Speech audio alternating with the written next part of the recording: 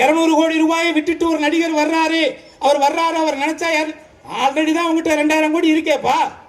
200 கோடி இருந்தா என்ன, இல்லாட்டி என்ன? இந்த இருக்கு என் போனு, இதுல ஒரே ஒரு அக்கௌண்ட் நம்பர் தான் HDFC பேங்க்ல இருக்கு. நம்பர் எடுத்து ஓபன் பண்ணிப்பார். அதிகபட்சம் ஒரு 50,000 ரூபாய் இருந்தா பெரிய விஷயம். 50,000 கூட சேவிங் வச்சுக்க தெரியல. 200 கோடி ரூபாய் வாங்குறவரை ஏன்டா எதுக்குறேன்னு எத்தனை பேர் கேட்டிருப்பாங்க. காசு இன்னைக்கு இருக்கு, நாளைக்கு போயிடும். அது இங்க பிரச்சனை இல்லை. பணம் 200 கோடியை இழந்து நான் மக்களுக்கு சர்வீஸ் பண்றதுக்கான இழந்துட்டு வரேன் இல்லை. இவரே ஒரு சங்கீதம். நீங்க நல்லா புரிஞ்சுக்கங்க. இது பெரிய விளையாட்டு, இது ஒரு பெரிய கேம். இந்த தமிழ்நாட்டுக்குள்ள தமிழர்களை பிரித்தாண்டு பாஜக ஏதாவது ரூபத்தில் தமிழகத்தில் தன்னுடைய காலை பதிக்கணும்னு நினைக்குது.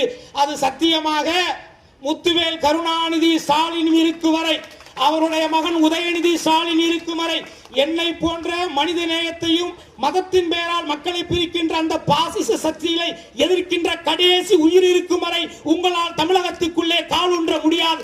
அது நைனாவா இருக்கட்டும், அவங்க நைனாவா இருக்கட்டும், யாராக வேணாலும் இருக்கட்டும், அதுக்கு வாய்ப்பு நம்ம கொடுத்துடக்கூடாது.